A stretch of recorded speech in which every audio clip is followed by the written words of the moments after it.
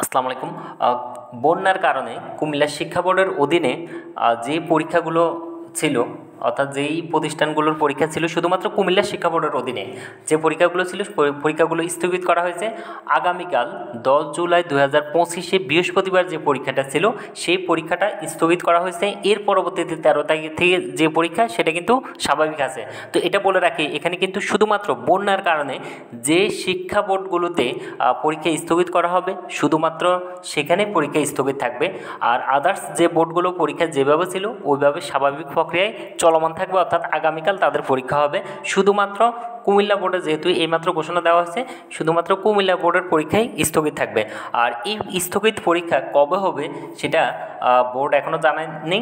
Board সিদ্ধান্ত নিয়ে তারপরে নেক্সট আমাদের ইয়েটা কিন্তু জানিয়ে দেবে যে কবে এই পরীক্ষাটা হবে। আর আরেকটা কথা যেটা সেটা হলো, আরেকটা এই জিনিসটা বারবার বলে দিয়েছে, সেটা হলো 13 তারিখ থেকে পরীক্ষা যেভাবে চলমান রয়েছে আগে সেটা স্বাভাবিকভাবে থাকবে।